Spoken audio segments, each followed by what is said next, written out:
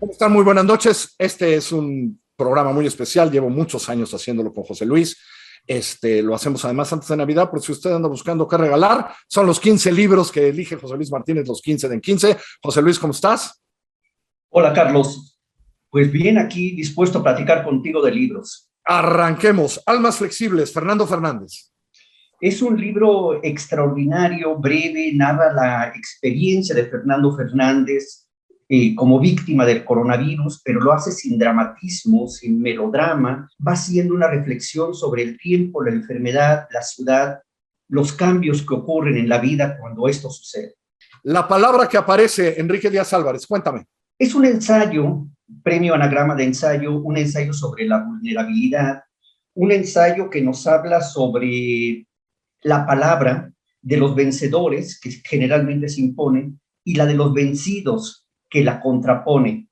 Y es una lección y una invitación a escuchar los testimonios de la gente, de las víctimas, los testimonios de la gente que generalmente olvidamos o pasamos de largo por darle la palabra, pongo las comillas, a los importantes. Entonces, digamos, es la otra palabra. Como la visión de los vencidos de León Portilla, por ejemplo. Número 13, Desmorir. Anne Boyer, Sexto Piso. El subtítulo es impactante. A ver. Una reflexión sobre la enfermedad en un mundo capitalista. Cuando tenía 41 años, a Anne Boyer le diagnostican un cáncer de mama muy agresivo. Ella emprende su tratamiento y se da cuenta de muchas cosas, entre otras, cómo en el mundo capitalista la enfermedad se vuelve un jugoso negocio.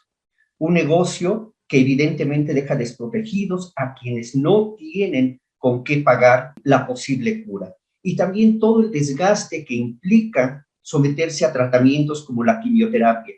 Y es una reflexión muy actual y muy importante, sobre todo en el tiempo que vivimos. En estos tiempos. Número 12, Lo que quiero decir, de Joan Didion.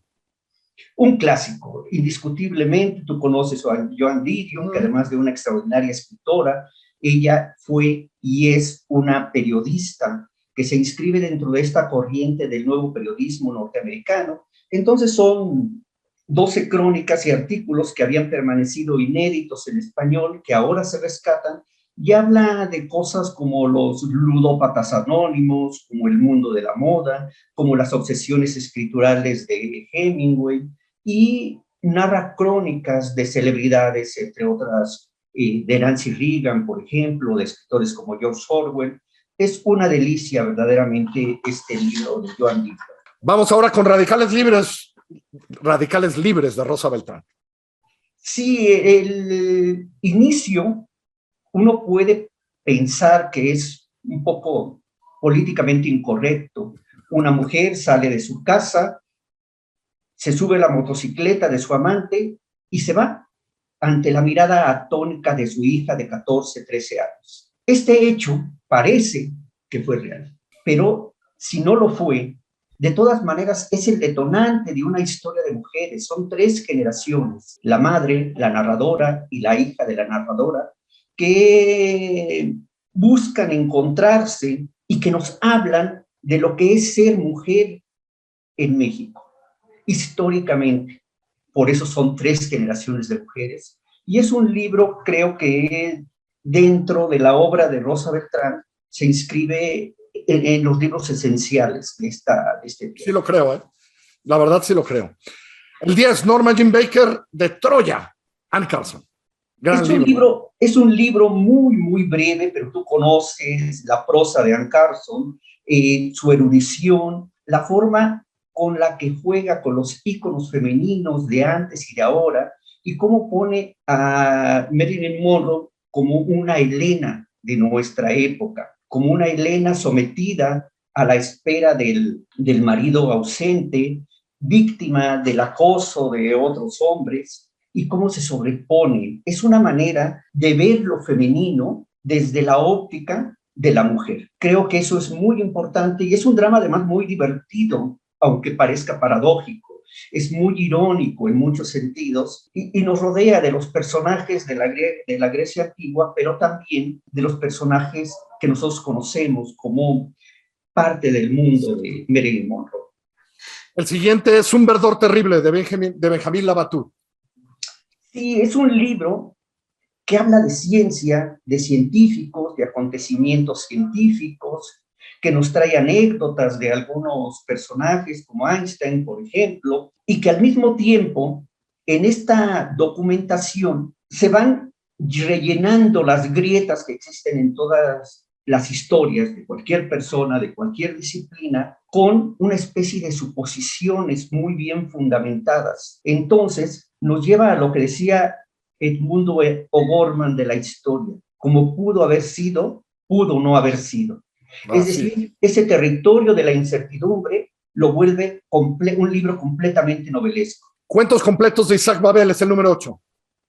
Bueno, tú conoces a Isaac Babel, uno de los clásicos verdaderamente de la literatura rusa, un apasionado de la Unión Soviética, escribe y ahí vienen algunos textos en defensa de este ideal socialista y que finalmente es víctima de las purgas de Stalin, muere fusilado, durante un tiempo fue acogido por Gorky, lo protegió, pero lo que importa, además de ese hecho dramático en su vida, es la obra que lega como uno de los cuentistas más extraordinarios de todos los tiempos y que por primera vez se recoge toda su producción, que no nada más son cuentos, toda su producción corta, sino también hay artículos de prensa, algunos guiones cinematográficos, un libro imperdible realmente.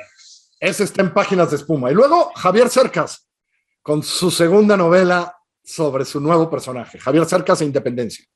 Sí, Melchor Marín, el nuevo personaje de Javier Cercas. Javier Cercas tiene esa facilidad para el thriller, para meternos en el suspenso y en la historia. Y bueno, esto sucede en un año que podríamos ver lejano, pero no tanto, 2025, cuando el movimiento independentista ya es cosa del pasado y está desacreditado. Pero hay una historia ahí que la alcaldesa de Barcelona es víctima de un chantaje. Y todo tiene referencias porque hay alcaldesa. Ese es Javier Cercas de Independencia. Vamos acelerando. Encrucijadas, Jonathan Franzen. Bueno, es la historia de una familia, los Hildebrand. Es una historia que se desarrolla en más de 600 páginas. El padre es pastor de una iglesia progresista, tiene por ahí sus que veres clandestinos, se quiere divorciar, la madre también se quiere divorciar, los hijos que se reúnen en una Navidad con la familia, cada uno tiene sus secretos. Entonces, es una novela sobre el mundo familiar, aparentemente armónico, pero que se resquebraja por todas partes. Con la prosa de Franzen. Yoga, Emanuel Carrer. Se reportea a sí mismo. Como decía Kapuscinski, reportea la memoria y reportea su vida, y nos habla de su práctica de la yoga durante más de 3 décadas, pero ese es el pretexto para hablarnos de su depresión, de su internamiento en un hospital psiquiátrico, de su divorcio, de la migración, todo tejido en un relato que tiene que ver con el individuo, y al tener que ver con el individuo se extiende a la sociedad. Creo que es uno de los grandes libros del año. La llama inmortal de Stephen Crane, que es la nueva novela de Paul Auster, un librote, por cierto. Un poquitito más de 1000 páginas, 1006 páginas, algo así por el estilo.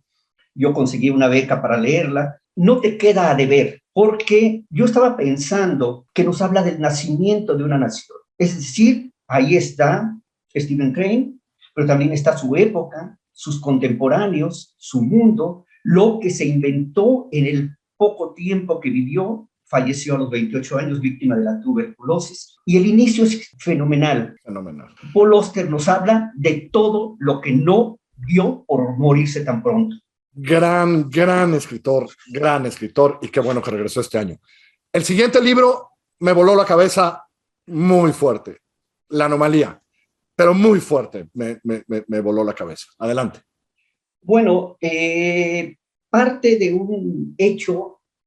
de lo que se llama la duplicidad. 243 pasajeros que van en un avión. El avión entra en una tormenta intensa y logra aterrizar en el aeropuerto Kennedy, sano y salvo. Y ahí están los 243 pasajeros con sus historias particulares. 3 meses después, el mismo avión es perseguido por 2 aviones cazas, aterriza en otro aeropuerto y los pasajeros son uno por uno exactamente los mismos. Y ahí quédate, José Luis, porque el resto es de verdad, me reventó la cabeza. Delirante. El 2, el expediente de Ana Akhmatova de Alberto Ruiz Sánchez, con el que, por cierto, platiqué hace poco. Es una novela prodigiosa. Y una novela, como algunas otras de los libros que hemos estado comentando, muy actual, muy de nuestro tiempo. El terror, la forma en que se destruye un ser humano, es una novela que nos hace estar en el mundo a través de este personaje, para no olvidarlo, como dice Roberto, que nos deja pensando mucho tiempo. Mucho. Y tu libro que pusiste en el número 1 es mi libro número 1 también de este año, José Luis. Este año sí coincidimos. Tuve además oportunidad ahora en la feria de platicar largo con Juan Gabriel. Sí me parece, ya sabíamos el escritorón que es Juan Gabriel Vázquez, pero Volver la vista atrás es una extraordinaria novela de estos tiempos. Es un verso de Machado, de Antonio Machado. Es una novela sobre un padre que decide que sus hijos tienen que pensar como el pueblo, se los lleva a China, cuando Sergio Cabrera tiene 13 años, su hermana es un poco menor. En China se adoctrinan, regresan a la guerrilla colombiana y a partir de ahí empieza uno a darse cuenta de lo que es, de los peligros del pensamiento único, de la falta de libertad y de lo difícil que es escapar de las redes profundas del fanatismo. Es un libro maravilloso con esa escritura sin florituras. De Juan Gabriel. Pero hermosa, completamente hermosa, de Juan Gabriel Vázquez. Es un libro realmente increíble. Sí me parece que es el libro del año. José Luis, te mando un abrazo. Gracias porque continuamos esta tradición, aunque sea así en Zoom. Te mando un abrazo muy grande. Que tengamos un mejor 2022 del 2021. Gracias, José Luis. Un abrazo, Carlos. Gracias. Hasta luego.